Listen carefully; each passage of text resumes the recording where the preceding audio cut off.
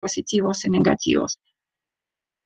Bueno, aparte es relativamente caro, tratándose de población en general en México. Bueno, pero pruebas de laboratorio es solo un aspecto de detección de virus. Yo me acuerdo que al inicio de pandemia, estábamos platicando con doctor Rubén en el sentido de, bueno, eso está costando, teniendo un costo enorme económico y sería, bueno, y humano, y sería mejor, o sea, pruebas de laboratorio es cuando ya está desatada la epidemia. ¿Qué podemos hacer? Que a lo mejor se podría hacer algo para prevenirla o contenerla en etapas muy tempranas y de esta forma evitar todas estas pérdidas. O sea, en general, bueno, la idea así lanzada al aire sería bueno tener un sensor que pudiera detectar un virus en el aire o en el agua, ¿no? Entonces, cuando se lanzó la convocatoria, empezamos a pensar en este sentido, pero nos encontrábamos en un callejón sin salida porque todas las opciones que evaluábamos ya eran o poco sensibles o inviables, o otro aspecto importante que nos frenaba era que estábamos conscientes que en el INAHOY no tenemos la infraestructura para trabajar con material biológico que contiene virus, porque no tenemos equipo de seguridad suficiente y no tenemos experiencia en manejo de ese tipo de material. Entonces, 2 semanas antes de cierre de convocatoria, topamos con este artículo en la revista en la revista Nano, que, bueno, cuando la vimos era básicamente la sensación y se hizo la luz, porque el material que contenía este artículo tenía todas las respuestas necesarias que queríamos, porque presentaba, o sea, nosotros desde antes hemos pensado en un sensor plasmónico, pero este lo especificaba de tal forma que, bueno, mostraba la posibilidad de obtener un sensor altamente sensible, que es lo que se necesita para detectar por ejemplo, partículas virales partículas virales en el aire o en el agua.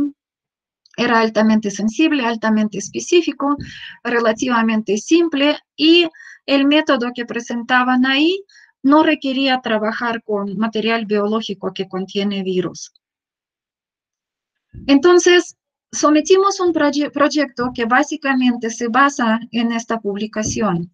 O sea, yo estoy consciente, bueno, y ustedes también, creo que en circunstancias normales eso no podría suceder porque la idea original, estrictamente hablando, no era nuestra. Entonces, pues, en circunstancias normales eso no procedía como un proyecto. Pero bueno, son circunstancias extraordinarias y por el potencial de este sensor consideramos que sería enormemente útil desarrollar este tipo de sensores en México, dadas las circunstancias actuales. Entonces, sometimos el proyecto básicamente basado en esta publicación. Y bueno, desafortunadamente aún no tenemos resultados experimentales nuestros porque, como ustedes saben, hasta hace poco estábamos en la fase roja de semáforo y teníamos cerrado acceso al laboratorio. Vamos a tener acceso a la semana que viene. Me gustaría presentarles resultados, pero todavía no los tenemos. Entonces, todo de lo que yo voy a hablar, los conceptos y algunas curvas experimentales son de este artículo.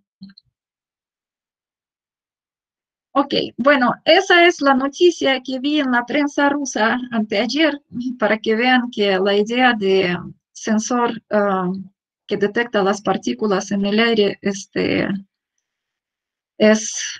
creo que, bueno, muchas personas están pensando en eso. Entonces vi la noticia hace 3 días que Rusia ya ha creado un dispositivo que detecta COVID-19 en el aire.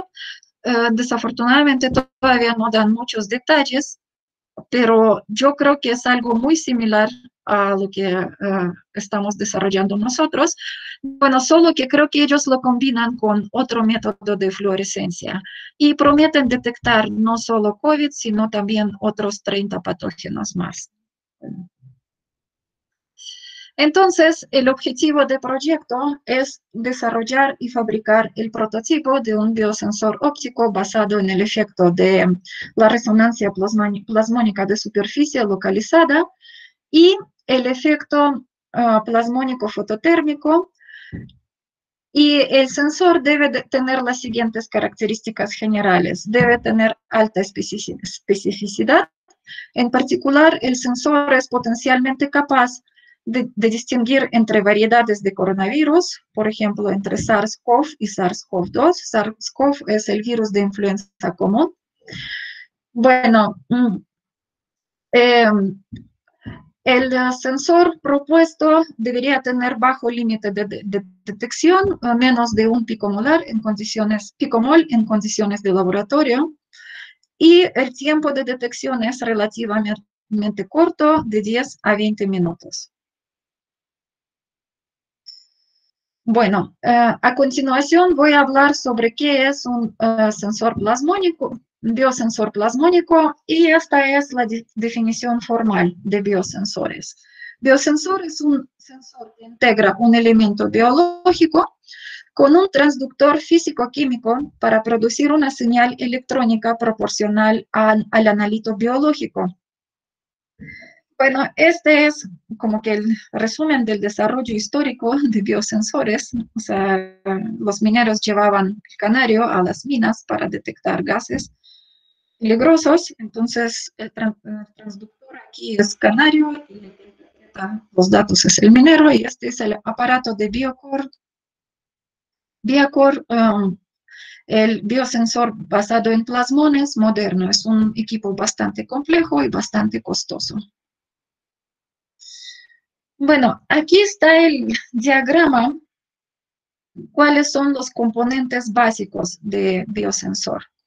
Bueno, cualquier biosensor en la entrada tiene un analito, es decir, componente biológico que se desea detectar. Puede ser enzimas, anticuerpos, proteínas, ácidos nucleicos, receptores, células o partes de células. Bueno, para poder reconocer el analito, la superficie activa del sensor debe tener un agente de bioreconocimiento que se enlaza con el analito y lo inmoviliza en la superficie del sensor. Este agente de bioreconocimiento también es un componente biológico diseñado específicamente para funcionalizar la superficie. Entonces, ese puede ser también una enzima, un anticuerpo, proteína, ácido nucleico, algunos receptores o células. Bueno, una vez que el analito se enlaza con el agente de bioreconocimiento, se produce un cambio en el transductor y de esta forma la señal biológica se traduce utilizando mecanismo ya sea químico, eléctrico, óptico, mecánico o combinación de ellos, se traduce a una señal electrónica que puede ser procesada y después se obtiene la señal de salida y se interpreta. Ok, ahora este es el esquema general de sensores. ¿Cómo es el sensor que pretendemos desarrollar nosotros? Bueno, como analito, vamos a usar los segmentos cortos de cadena de ácido ribonucleico del virus de SARS-CoV-2. Bueno, cadena corta me refiero como a 30, menos de 30 unidades. Ajá. Como agente de bioreconocimiento, vamos a usar la cadena complementaria de la cadena complementaria a nuestro analito. ¿Qué significa cadena complementaria? Aquí se va a usar el efecto de hibridación entre cadenas de ácidos nucleicos, que las cadenas complementarias se hibridan, se enlazan entre sí, forman una cadena doble. De esta forma, nuestro analito queda unido a la superficie de sensor. En nuestro caso, la superficie de sensor va a ser el arreglo de nanopartículas de oro distribuidas en superficie de un substrato de vidrio. Aquí. Bueno, aquí en esta parte es el esquema de nuestro transductor. Como transductor vamos a usar el efecto de resonancia de plasmones en la superficie y va a funcionar de la siguiente manera. Tenemos nuestro arreglo de nanopartículas de oro con cadenas complementarias de DNA unidas por medio de terminación de tiol a nanopartículas de oro. O sea, esta va a ser nuestra superficie de sensor funcionalizado. Una vez que se inyecta el analito a la cámara microfluídica sujeta aquí en la superficie de sensor, una vez que se inyecta el analito, estas cadenas de analito se hibridizan con cadenas complementarias y al hibridarse, producen un cambio de índice de refracción en la región inmediata a las nanopartículas, en la interfase de nanopartículas y la solución. Bueno, una vez que se produce el cambio del índice de refracción, este cambio se detecta como variaciones ya sea de intensidad o de fase de las que incide aquí de otro lado de la superficie. O sea, el haz que incide a la superficie de nanopartículas excita oscilaciones plasmónicas y estas oscilaciones, bajo ciertas condiciones produce la resonancia, el efecto de resonancia y se refleja en cambio de intensidad o de fase del haz reflejado. En nuestro esquema, se va a detectar el interferograma en la salida aquí del haz reflejado y se va a decodificar la información sobre cambio de índice de refracción. Está codificado aquí en la fase. Este interferograma se decodifica y se obtiene la fase de la señal, que corresponde a la posición de la resonancia plasmónica. Bueno, posteriormente se grafican la señal obtenida de fase como función del tiempo a medida de que inyectamos el analito y se obtiene esta curva que se llama sensograma.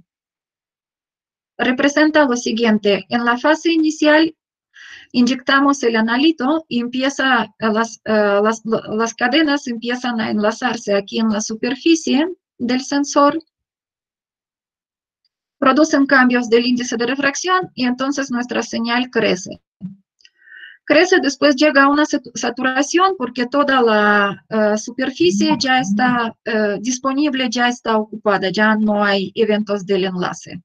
Después se inyecta agua limpia aquí, entonces se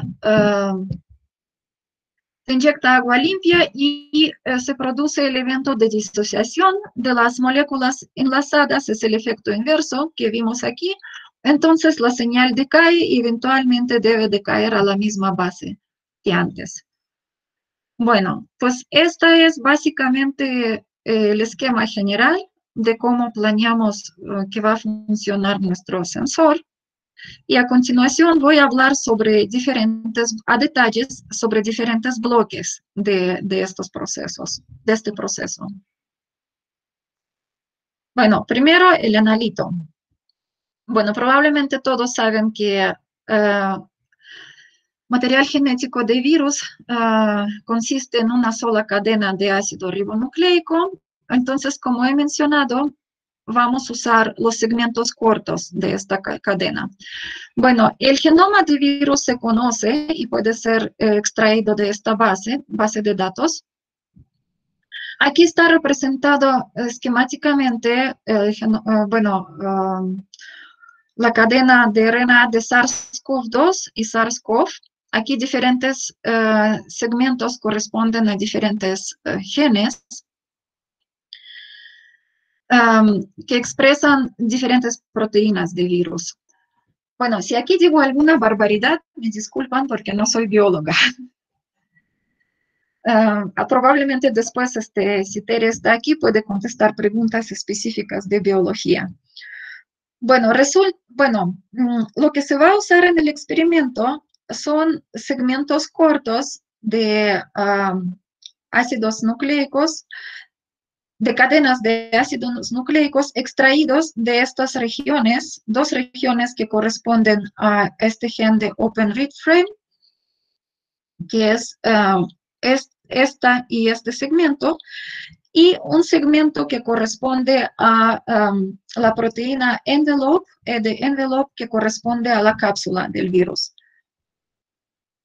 Bueno, como pueden ver, estas secuencias están ilustradas aquí en la tabla, según sus bases de ácidos nucleicos. Son tres secuencias que mencioné y una que corresponde a la misma secuencia RDRP, análoga a la secuencia RDRP de COVID, pero que corresponde a SARS, al virus de influenza común. Bueno, resulta que el material genético de SARS-CoV-2 y SARS-CoV son casi idénticos. O sea, en general, la cadena de SARS-CoV-2 y SARS-CoV tienen acerca de 30,000 bases de ácidos nucleicos.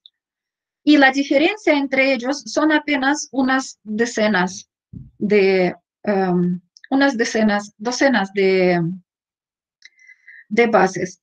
Esto lo pueden ver, por ejemplo, aquí. Esta es la secuencia que corresponde a SARS-CoV-2 y esta es la secuencia que corresponde a SARS.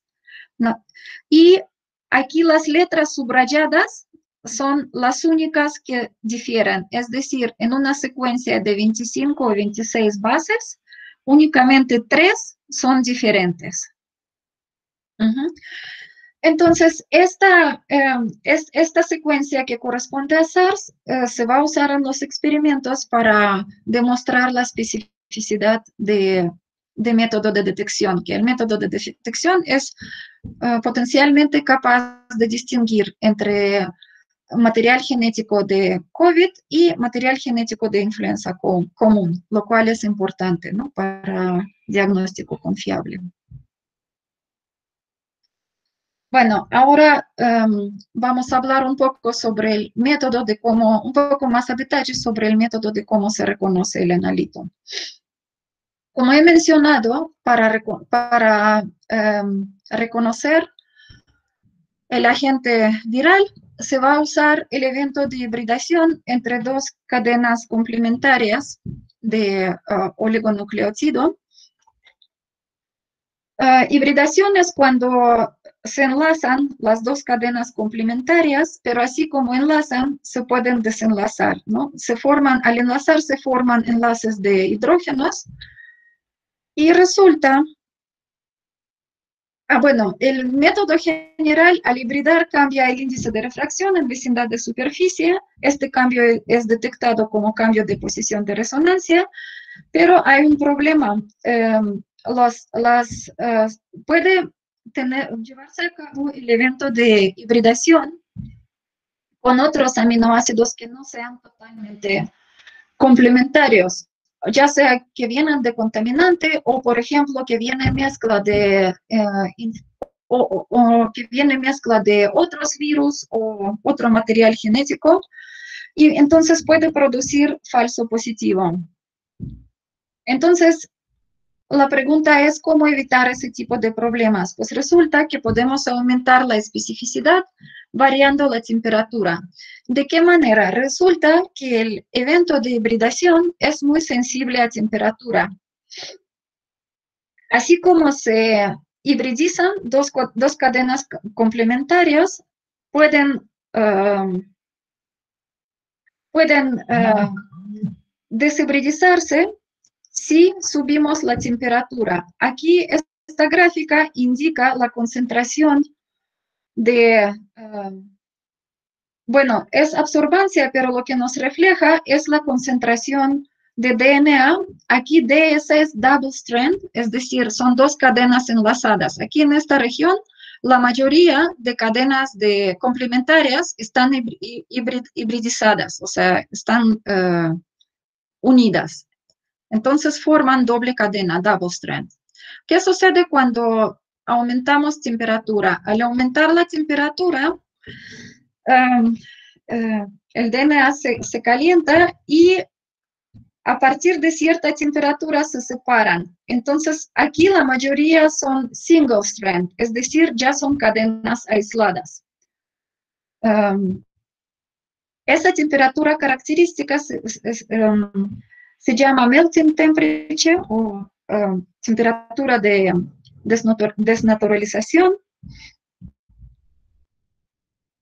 Y esa es la misma tabla que he presentado en la transparencia anterior, nada más que ahora fíjense que nuestras cadenas de oligonucleótidos que vamos a usar en nuestro experimento tienen estas temperaturas a la que se separan las cadenas de DNA. Como pueden ver, son bastante diferentes de esta temperatura, 90 grados. De hecho, esa es la temperatura característica que se usa en el método de PCR. Como pueden ver, las temperaturas que tenemos aquí son bastante más bajas y eso se debe a que en este experimento se usan cadenas mucho más cortas, es decir, la temperatura de fusión, bueno, de melting, también depende del largo. En experimento de PCR se usan secuencias completas de DNA y son bastante largas. Aquí son secuencias mucho más cortas y eso influye también la temperatura de desnaturalización de DNA. Bueno, ahora resulta que la temperatura de fusión depende también de que si el proceso de hibridación es perfecto o no. Aquí hay un ejemplo, este es el proceso cuando se hibridizan las dos cadenas complementarias y son totalmente complementarias, es decir, todas las pares de enlaces están unidas. ¿Qué sucede si se lleva a cabo el evento de hibridización que no es perfecto? Es decir, hay algunas bases que no son complementarias, como por ejemplo en las secuencias de SARS-CoV y SARS-CoV-2 que he enseñado en la tabla. Entonces, ¿qué sucede si no son totalmente complementarias? Pues igual pueden hibridizarse, pero esto produce un efecto en temperatura de melting point. Resulta que las cadenas donde hibridización no es perfecta tienen la temperatura de desnaturalización más baja. Doctora, perdón por la interrupción, pero creo que en algún momento no escuchamos bien su audio. No sé si es cuando se aleja un poco del micrófono. Sí, yo creo que sí, eso sucede. ¿Eso cuándo sucedió? O sea, ¿tengo que repetir algo? Justo ahorita que la interrumpí no se escuchaba bien. Ok, entonces repito nada más este fragmento, ¿no? Sí, perdón. Ok, bueno, ¿qué sucede si las dos cadenas no son totalmente complementarias entre sí? Por ejemplo, cuando el ejemplo que mostré en la tabla, las secuencias de SARS-CoV y SARS-CoV-2 son casi idénticas, pero no del todo idénticas. Tienen algunas, bueno, eran 3 o 4 bases que no son complementarias, diferentes y por lo tanto no son complementarios entre sí. Entonces, en este caso también puede llevarse a cabo el efecto de hibridización, pero ya no es perfecto. Y esto tiene el efecto en temperatura de fusión. En los pares que no son perfectamente enlazadas, la temperatura a la que se separan estos pares es más baja que en pares perfectas, que en parejas perfectas. Ok, aquí hay un ejemplo que muestra la influencia de temperatura. Aquí se hace un experimento donde meten una cadena de DNA que corresponde al gen A, y aquí hay una mezcla genética, diferentes genes, ¿no? se ve que a temperatura baja, que es de este lado, a temperatura baja, este gen A, que es complementario con este verde que corresponde al A, se enlaza en realidad no solo con A, sino con todos. Y al subir la temperatura, el evento es más específico. Ahora nuestra DNA de prueba solamente se enlaza con el gen que queremos. En resumen, o sea, la temperatura más alta hace que el proceso de hibridización sea más específico. O sea, a temperaturas bajas ocurren los eventos de enlace no específicos que no son deseables para nosotros. Bueno, entonces, ¿cuál sería el caso ideal en nuestro experimento? O sea, suponemos que realizamos el experimento a temperatura ambiente y usamos cadenas de oligonucleótidos que en caso de que tienen un evento de hibridización perfecta, se llama T-HOMO, tienen la temperatura a la que se separan, que está aquí. ¿Se acuerdan que en la tabla era entre 50 y 60 grados? Ahora resulta que los que enlazaron de manera no tan perfecta van a tener la temperatura de fusión más baja, T hetero. Entonces, esa va a ser, bueno, la posición de estas tres temperaturas. Entonces, para nosotros estaría deseable operar a temperatura aquí que está en rojo, que está entre T-HOMO y T-hetero, para que los pares imperfectos están separados, es decir, si la temperatura a la que operamos es por arriba de temperatura de fusión de estos pares, todos estos van a separarse y no van a contribuir a la señal de nuestro sensor. Y todos los pares, o bueno, idealmente todos los pares perfectos van a estar hibridizados. Bueno, más adelante voy a mostrar que, bueno, o al menos en este artículo se demuestra que utilizando el efecto plasmónico fototérmico, podemos controlar la temperatura localmente de tal forma que sí podemos obtener estas condiciones en el experimento y de esta forma aumentar la especificidad del método. Bueno, a continuación voy a hablar sobre el efecto de resonancia de plasmón superficial, que es el principio de operación de la parte transductora de nuestro sensor. ¿En qué consiste este efecto? Bueno, resulta que si tenemos una superficie metálica y de otro lado tenemos un dieléctrico, resulta que cuando iluminamos, en ciertas condiciones de resonancia se excita una onda aquí en la superficie que involucra tanto movimiento de electrones, que se llaman plasmón superficial, y la onda emitida por esto se acopla con la onda electromagnética en el aire y en la superficie. Entonces, ese evento se llama surface plasmón polaritón y se manifiesta como una onda evanescente que se propaga en la interfase entre metal y dieléctrico. Se propaga en esta dirección, Z, y decae exponencialmente alejándonos de la superficie. Estas son las escalas características de decaimiento tanto en dirección Z como a diferentes lados de la interfase. Se propaga a lo largo, la longitud de propagación es, bueno, de unas centenas de nanómetros hasta una micra, depende de pérdidas que tiene metal. Dentro del metal decae bastante rápido y en realidad depende de lo que le llaman skin depth del metal. Y en el dieléctrico, perdón, esto lo de abajo era longitud de propagación, aquí eran varias micras, y entonces varias centenas de nanómetros, perdón, es la longitud de penetración aquí en dieléctrico. Les pido una disculpa.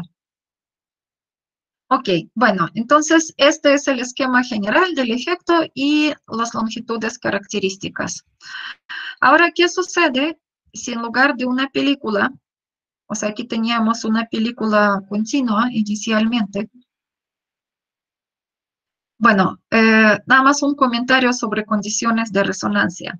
Para que se produzcan las condiciones de resonancia deben cumplirse varias condiciones y lo más importante de ellos es que el medio aquí debe tener la parte real de función dieléctrica negativa, lo cual se cumple automáticamente en metales. Y debe cumplirse la condición de conservación de momentum o de proyección tangencial del momentum. Entonces, debido a esto, este efecto únicamente se observa para polarización P o TM. Y, bueno, los plasmones no pueden excitarse con la polarización S. Ok, ahora, ¿qué sucede si empezamos a reducir la escala aquí en dirección longitudinal? Es decir, en lugar de una película continua, vamos a tener nanopartículas. Entonces, generalmente hablando, en caso de nanopartículas, ya no puede propagarse el plasmón, entonces se llama plasmón localizado. Y, bueno, ahora se rompe, tenemos la simetría esférica, ahora ya no importa la polarización, y las condiciones de resonancia son mucho menos estrictas en caso de resonancia de plasmón localizado. Bueno, y este esquema, a diferencia de películas, a diferencia de una película continua, usar nanopartículas tienen varias ventajas. Y entre los más importantes podemos mencionar los siguientes. En la vecindad, bueno, primero, ¿se acuerdan longitud de penetración hacia el dieléctrico, que era varias centenas de nanómetros? Bueno, aquí en caso de película continua, ahora se reduce drásticamente y ahora esta longitud de penetración es de 20 a 40 nanómetros, lo cual es comparable con tamaño de muchas moléculas biológicas. Y esto es muy beneficioso porque evita todos los efectos no deseados de volumen, porque suponemos que tenemos algo enlazado aquí, pero tenemos otras moléculas que no se enlazan, a lo mejor moléculas ajenas que flotan aquí, pero también contribuyen a cambio del índice de refracción en toda esta zona y todo esto va a ser detectado, lo cual es indeseable. En caso de plasmón localizado, vamos a tener la detección únicamente en esta área. Bueno, y la otra ventaja es que en caso de plasmones de superficie, bueno, el efecto de plasmones de superficie localizado, el campo experimenta un aumento mucho más grande y eso también aumenta la sensitividad. Bueno, este efecto se usa ampliamente en detección Raman, detección involucrando fluorescencia, etc.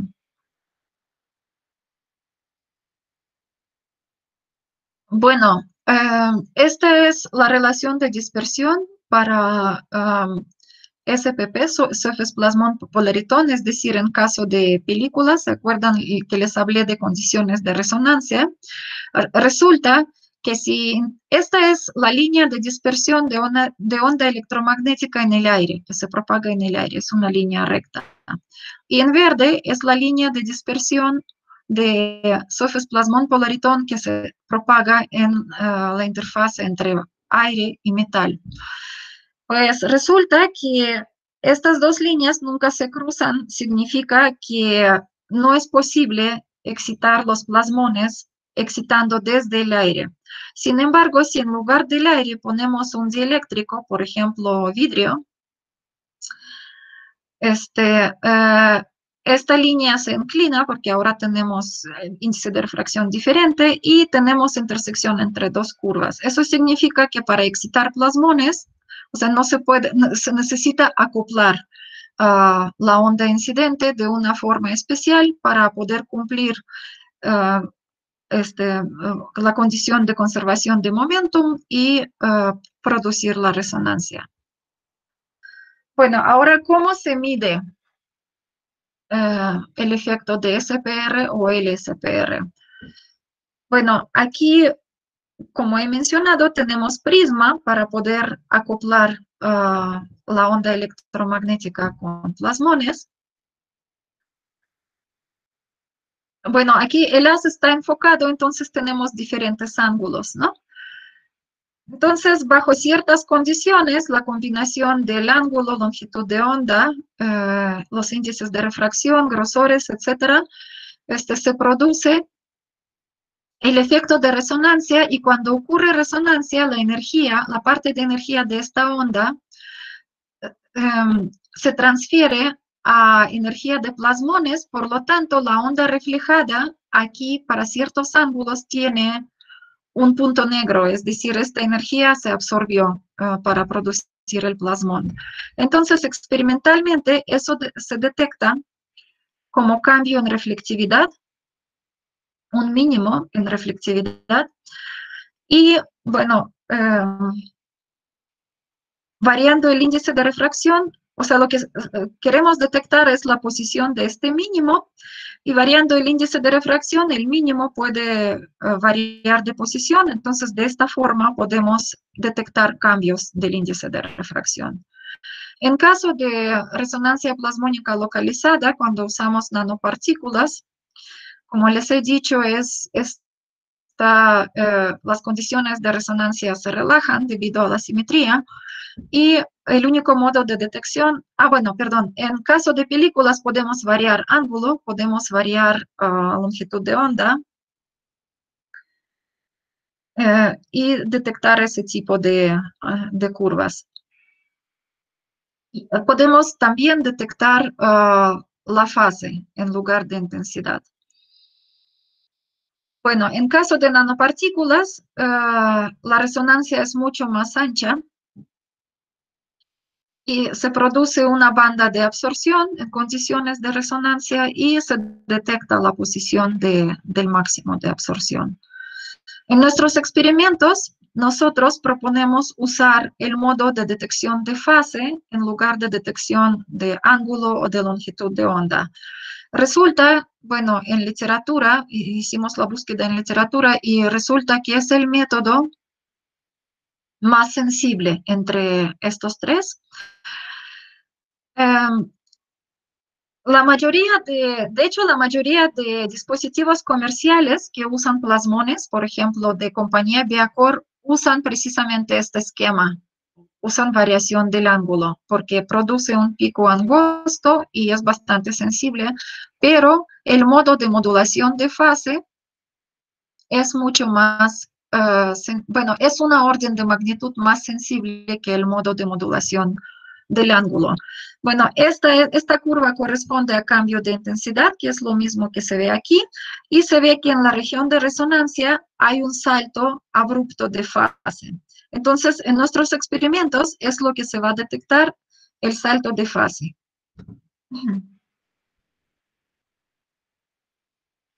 Bueno, a continuación voy a hablar del arreglo experimental que está aquí, pero antes de eso voy a dar algunos detalles de chip, es decir, la superficie de metal donde la que vamos a funcionalizar, y después va a servir como interfase para reconocer nuestro analito. Nuestro chip va a consistir en un arreglo de nanoislas de oro en un sustrato de vidrio. Y planeamos realizar fabricación de estas nanoislas de siguiente manera. Primero se deposita una película delgada de oro de 5 bueno, alrededor de 5 nanómetros en vidrio de BK7. Después se realiza recocido o annealing térmico a 550 grados Celsius por 3 horas. Durante el annealing suceden varias cosas. Primero, la película, que era muy delgada en un principio, se rompe en nanoislas. Y además, como esta temperatura es muy cercana a la temperatura de transición vítrea de nuestro sustrato, estas nanopartículas, bueno, nanoislas, se hunden parcialmente en el vidrio. Y de esta forma toda la estructura es mucho más estable, porque normalmente oro tiene grandes problemas de adhesión con el vidrio. De esta forma, la superficie de sensor va a ser mecánicamente más estable. Bueno, el grosor de la película y el tamaño característico de las nanoislas de oro tiene que ajustarse de tal forma para tener la posición de la banda de absorción de nuestra resonancia plasmónica que coincida con la fuente de luz que vamos a utilizar para inducir el efecto fototérmico. Bueno, el efecto plasmónico fototérmico. ¿En qué consiste este efecto? Bueno, hasta ahora he hablado de excitación de plasmones, pero esta excitación tiene, bueno, otro lado. Cuando excitamos electrones, estos decaen no radiativamente y producen calor. Es decir, aparte de todos los efectos que he platicado de amplificación del campo alrededor, etcétera, tenemos también los efectos de temperatura. Es decir, cuando excitamos plasmones, aquí en esta banda, la temperatura aumenta localmente aquí en nuestras nanopartículas, y como ya se dieron cuenta cuando les describí el proceso de hibridización, el control de temperatura local es muy importante para controlar el proceso de hibridización del método. Entonces, se van a optimizar las películas tanto en tamaño como en grosor para obtener el máximo en la región deseada, es decir, alrededor de 532 nanómetros, que corresponde a la longitud de onda del láser verde, que produce el efecto termoplasmónico aquí. Es decir, vamos a tener dos como herramientas de control. Una son plasmones convencionales, de los que he platicado, con un LED de luz blanca que van a excitar aquí, se van a excitar aquí, bueno, con este haz. Y adicionalmente vamos a iluminar aquí por haz verde, de luz verde de 532 nanómetros, para poder controlar la temperatura. La resonancia, bueno, que se excita de este lado debido al ángulo. Bueno, aquí es la incidencia normal. De este lado es el ángulo alrededor de 70 grados. Además tenemos vidrio. Entonces, las longitudes de onda que corresponden a este efecto y este efecto van a ser diferentes. Bueno, ahora un poco sobre los detalles sobre arreglo experimental óptico. Un momentito.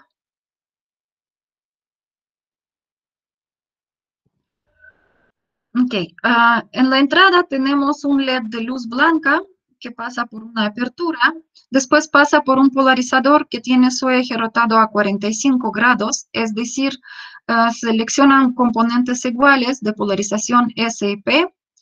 Después hay un cristal birrefringente orientado de tal forma que sus respectivos ejes están alineados con polarizaciones S y P, seleccionados bueno, aquí, y debido a eso, al salir, bueno, aquí a la entrada, las polarizaciones SP están en fase, al salir están desfasados. Después pegan aquí en la superficie activa del sensor, donde se realizan los eventos de enlace, Y la componente de polarización P participa en el efecto de plasmones, por lo tanto, experimenta otro desfasamiento adicional respecto a la polarización S. Después después de reflejarse, los dos pasan por otro polarizador que ahora combina ambas polarizaciones. Aquí hay un filtro que corta esta longitud de onda para que no interfiera con nuestras mediciones. Y bueno, en la salida tenemos un espectrofotómetro y se produce interferograma espectral que después se interpreta. Esto es más o menos lo que se detecta en interferograma de salida. Aquí son diferentes curvas a diferentes concentraciones salinas. Es agua desionizada con diferentes concentraciones de sal que vamos a usar que se va a usar para calibrar el interferómetro. Bueno, usando este algoritmo que se llama de transformada de Fourier-Ventagnada, se va a extraer la fase. Se va a extraer la fase y esto se va como una señal de sensograma. Este es el ejemplo de sensograma. Este sensograma muestra funcionalización en el tiempo real de nuestra superficie. O sea, tenemos nuestro chip primero con nanopartículas de oro que no tienen nada en la superficie y empezamos a inyectar la solución con cadena tiolada de DNA complementaria que se usa para funcionalizar. Entonces, a la medida de que se adhieren a la superficie, obtenemos este tipo de sensograma que se satura tal como predecía la curva teórica. Ok, este es el experimento donde se muestra la eficacia de excitación térmica. O sea, este es el sensograma con láser verde y este es el sensograma sin láser verde, sin iluminación adicional, es decir, sin utilizar el efecto termoplasmónico. Como pueden ver, el efecto termoplasmónico realmente incrementa muchísimo la eficacia de detección de eventos de enlace. Y aparte, aquí se muestra la sensograma cuando tenemos, para el caso de detección de cadenas de oligonucleótidos que corresponden a SARS-CoV-2 y a SARS común. Entonces, como pueden ver, el uso de iluminación adicional con láser verde permite distinguir muy bien entre las dos señales. Es decir, si utilizamos el efecto plasmónico fototérmico,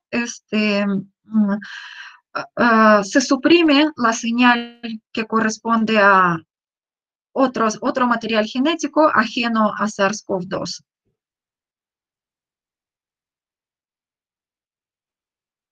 Bueno, aquí se muestran resultados de experimentos con diferentes cadenas y bueno, como pueden ver, la eficacia de uso de diferentes cadenas es básicamente la misma porque son similares, tienen longitud similar. En un principio, si aumenta la longitud de cadenas, podemos tener detección más sensible.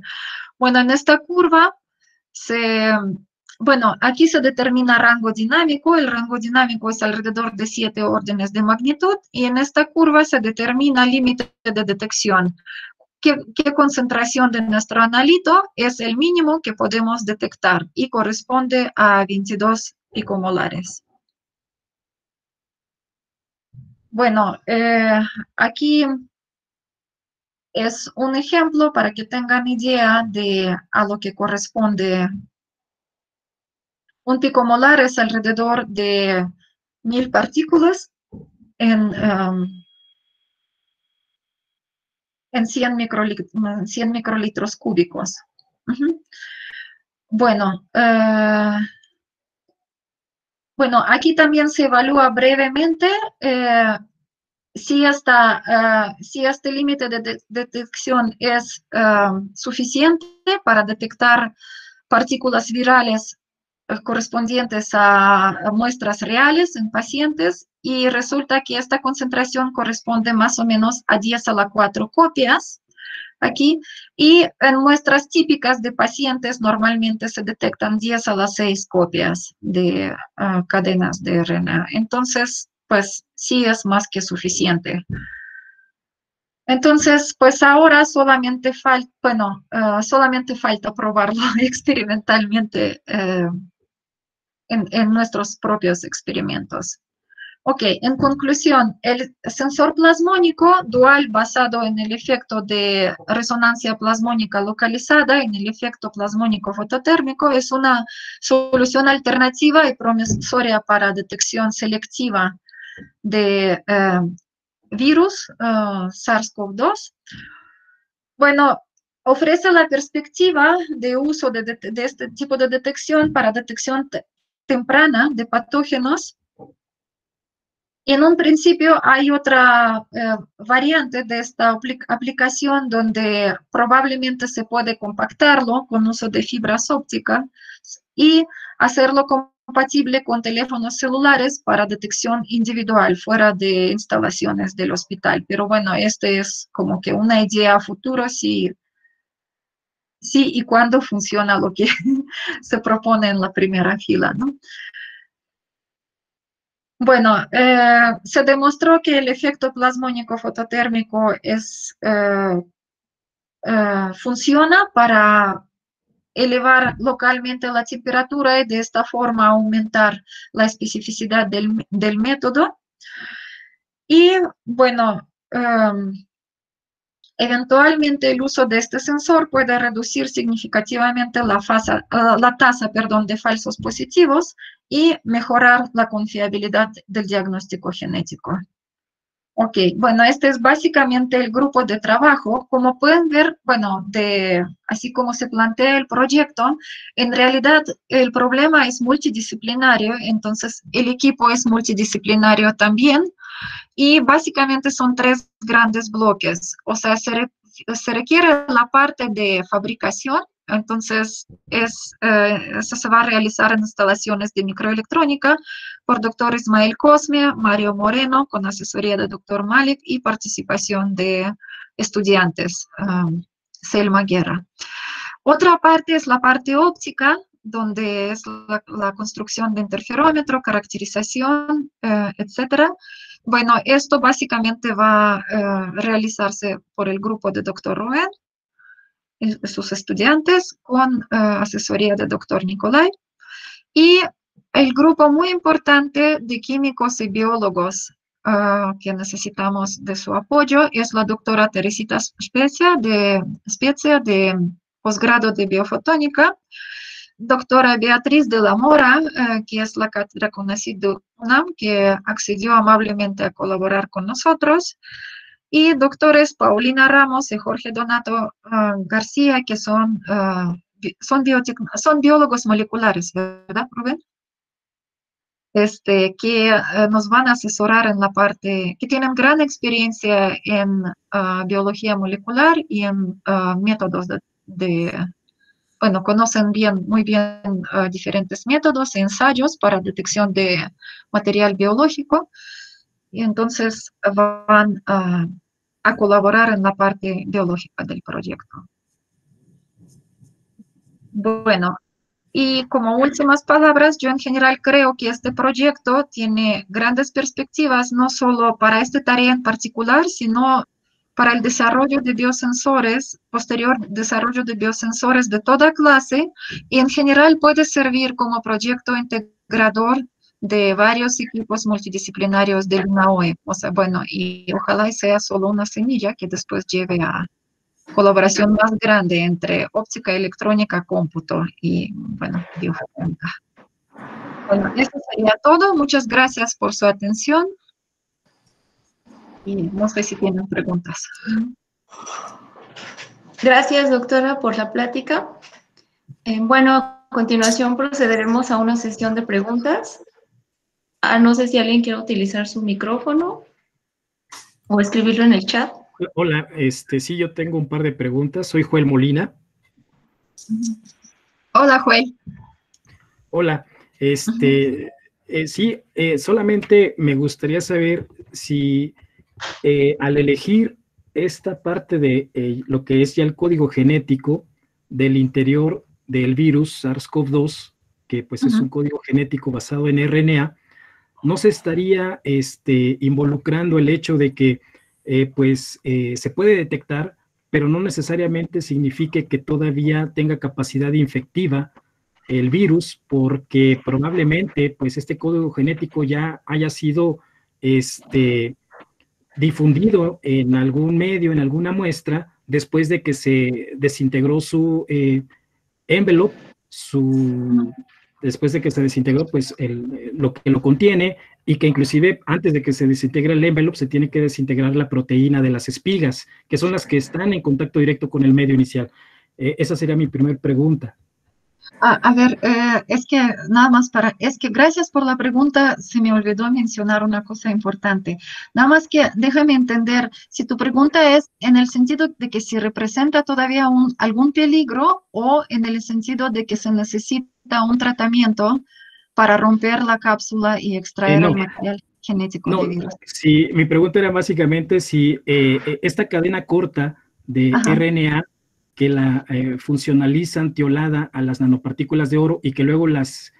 hibridizan o desnaturalizan con el efecto explicaste, no estaría representando pues una detección de coronavirus que realmente podría o no ser infectivo, porque el problema aquí es que pues el coronavirus que nos preocupa a todos es el que todavía tiene la capacidad de infección. Bueno, esas cadenas cortas que vamos a usar no van a extraerse del virus real, o sea, se mandan sintetizar artificialmente en las empresas biotecnológicas en Suiza, tanto las cadenas tioladas como las cadenas complementarias. O sea, este es un esquema para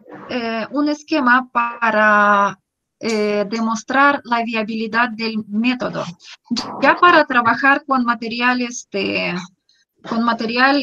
biológico real, bueno, así en cadenas cortas y siendo sintetizadas no representan ningún peligro de contagio. O sea, de hecho se trata como un analito químico, Claro, o claro. sea, Ok, no material biológico. sí, ok. Y bueno, mi Ujú, segunda pregunta es básicamente en la imagen que mostrabas de la película de oro después del tratamiento térmico y se forman islas ujú, de oro de diferente tamaño, de diferente diámetro. ujú. Ahí, justo ahí, inclusive se ve por la imagen de microscopía de fuerza atómica que pues hay diferentes, inclusive alturas por el código de colores que ahí se presenta. Ujú, ujú, Y entonces pensando en esta variación en lo que es la densidad de los átomos de oro, la morfología, que es pues diferentes alturas y también los diferentes diámetros, esto no causaría un problema para poder obtener mediciones más estables, pensando que al tener efecto plasmónico localizado se van a calentar a temperaturas diferentes y eso podría involucrar eventos de desnaturalización pues no tan controlables porque pues son temperaturas muy distintas para cada nanopartícula en isla que está ahí. ujú. Bueno, sí, idealmente quisiéramos tener la muestra lo más homogénea posible en sus características, tanto en distribución como en diámetro como en alturas. De hecho, sí tiene un efecto desfavorable a la hora de detectar, porque entre más orden tenemos en nuestra estructura, más periódica es la estructura, menos angosta es la resonancia. Entre más desorden, más ancho es la resonancia, entonces, pues sí, eso es desfavorable. Ajá. Con temperaturas, realmente lo que necesitamos son rangos de temperaturas, no temperaturas exactas. O sea, sí tienes razón, o sea, va a producir efectos ligeramente diferentes, bueno, con variaciones de diámetro, altura, etcétera. Pero yo esperaría que para el efecto termoplasmónico específicamente no estaría tan eh, Crítico. crítico, sí. Pero obviamente, pues sí, se necesitan caracterizar los diferentes tipos de distribuciones de nanopartículas, se necesitan caracterizar para escoger distribución óptima. Ujú, Ok, muchas gracias. ujú. Así. Gracias por sus preguntas, doctor. El doctor Ricardo Ancheita pregunta, bueno, dice, hola, ¿podrías explicar un poco más por qué se da el efecto de localización del plasmón de superficie, por favor? ¿La localización de Anderson debido al desorden tiene algo que ver? No, es más bien localización por confinamiento físico. Mire, aquí tenemos una película y el plasmón es propagante, o sea, se propaga a lo largo de la interfase. Pero si la interfase no es continua y tenemos, o sea, bueno, restricciones físicas como aquí, el tamaño es menos a 100 nanómetros, entonces el plasmón es localizado y es localización física, pues, entonces los electrones oscilan, eh, los electrones excitados por el campo electromagnético incidente oscilan y producen amplificación de campo aquí alrededor. Pero que yo sepa, bueno, la localización de Anderson yo he visto de reojo este efecto en el arreglo de nanopartículas, pero en caso de nanopartículas aisladas es otro tipo de localización.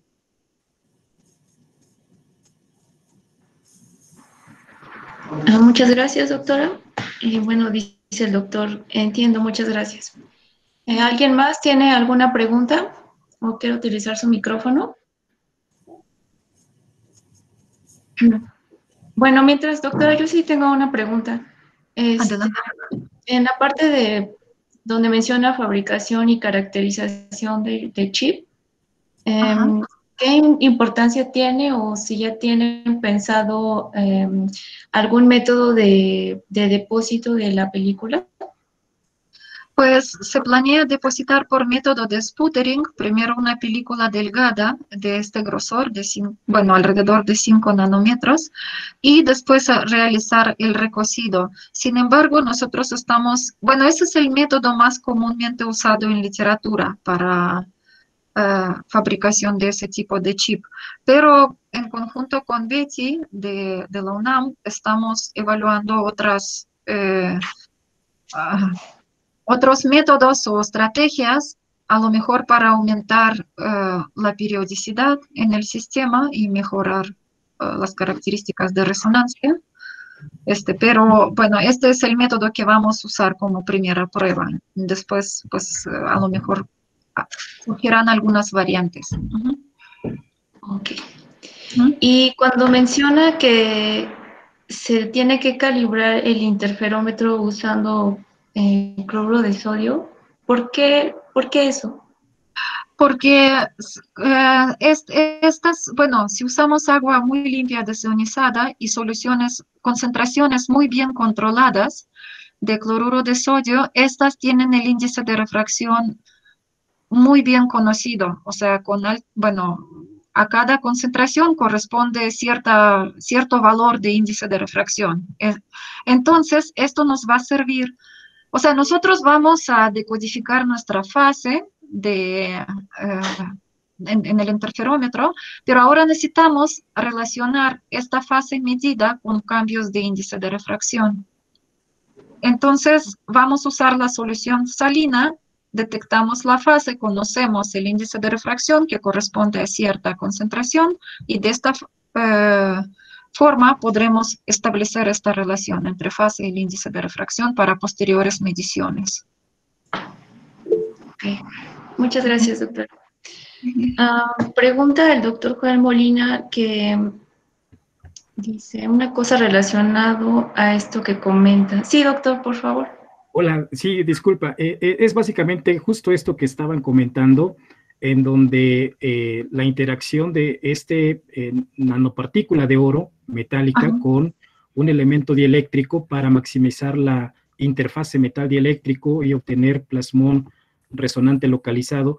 y realmente esta es una duda genuina respecto a si podría afectar de manera positiva o negativa el que sobre las nanopartículas de oro hubiera películas dieléctricas con un control muy bueno en el índice de refracción, de tal forma que se maximice el confinamiento de este pues, gradiente de carga en la interfase y que pudiera pues, apoyar a una mayor sensibilidad. Estoy entendiendo de que pues, la superficie de nanopartículas de oro va a estar con un líquido basado en cloruro de sodio para obtener cierto control en el índice de refracción con el medio dieléctrico, pero previo a eso, si esta película sólida a la que me refiero, que sirviera para tener también un efecto positivo y sobre todo pasivante en la superficie de oro para que también se minimizaran variaciones.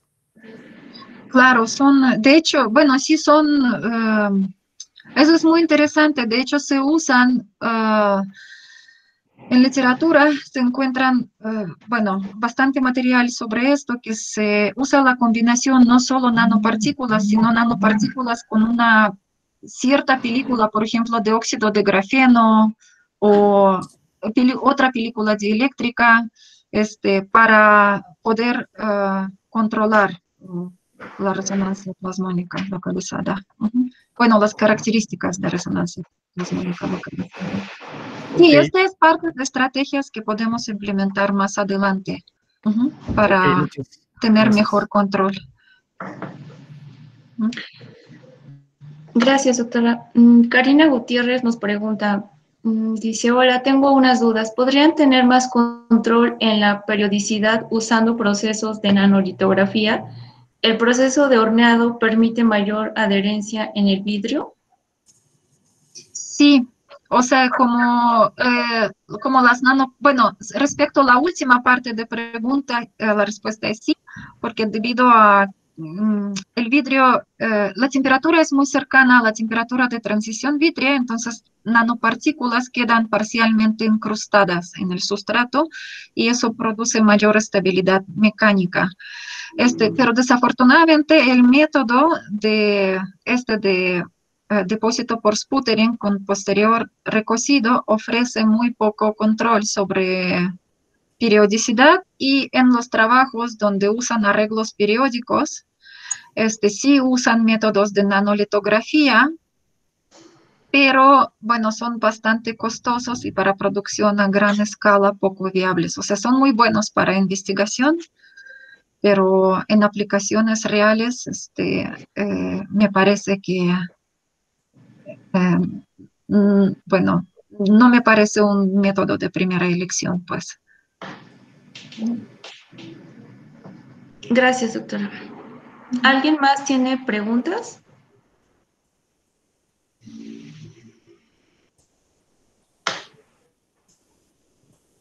Bueno, si no hay más preguntas, agradecemos a la doctora Svetlana por la plática que nos ha impartido el día de hoy, muy interesante, y agradecemos a todos los participantes su entusiasmo mostrado en esta charla. Y pues espérenos en nuestra siguiente charla que se impartirá dentro de un mes. Pues muchas gracias a todos. Gracias a ustedes. Cuídense mucho y hasta luego.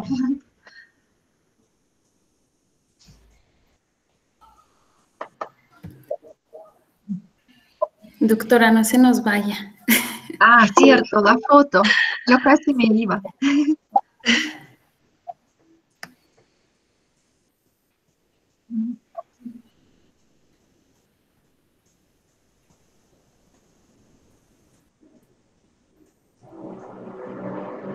Si el doctor Rubén también se quiere quedar, no hay problema. Doctor, vente para la foto. Yo no soy Ulises.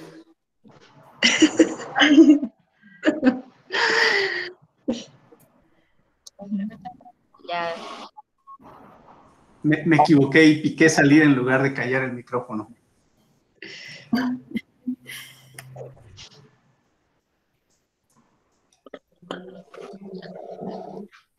Adiós. Aquí el champiñón les dice adiós. Adiós. Gracias, Champi. Adiós, doctor. Cuídese mucho. Espero que ya pronto hagan ese aparato para que ya podamos salir. Sí, oiga. Bueno, si los rusos ya lo hicieron, también nosotros podremos hacerlo, van a ver. ¡Qué bueno! Muchos saludos a todos. Igualmente, doctor, cuídese mucho. Gracias, igualmente.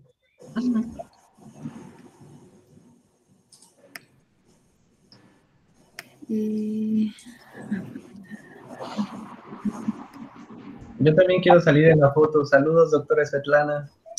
Adelante, ¿quién es, perdón? Paquito. Hola, Paco. Hola, doctor.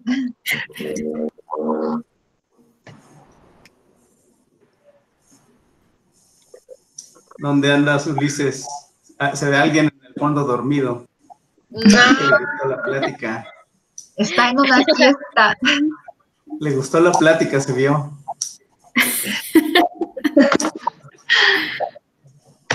Pues creo que ya somos, a ver, déjeme.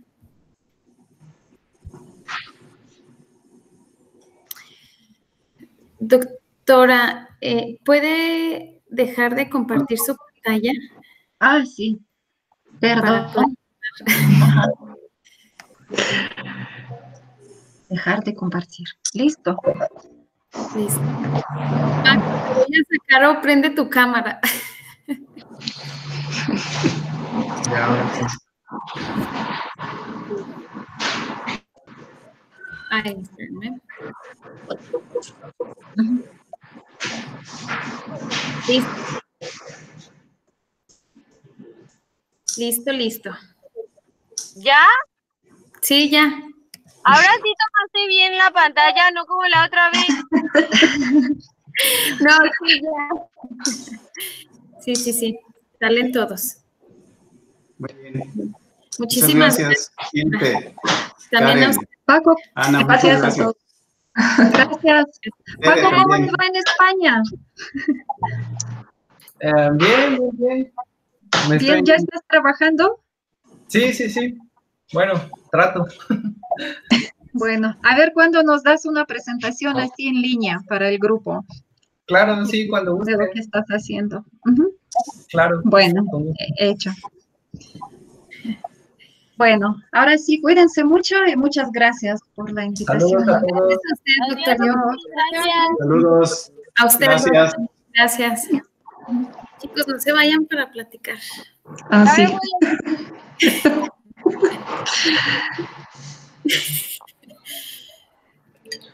Paco, te voy a sacar. Ah, sí. Adiós, hablamos. Gusto saludarte, Paquito. Igualmente, adiós. Cuídate. Luego te hablamos. ¿Qué onda? ¿Cómo se les hizo? Bien, un poco larga, pero bien. Pero hubo mucha gente, ¿no? Sí. Sí, sí, mucha. Fíjense que estaba pensando, pero bueno, vemos. Ya ven que Joel también tiene un proyecto para lo del coronavirus. En septiembre a lo mejor invitarlo a que él dé la charla. Ay, déjenme terminar de grabar. Así que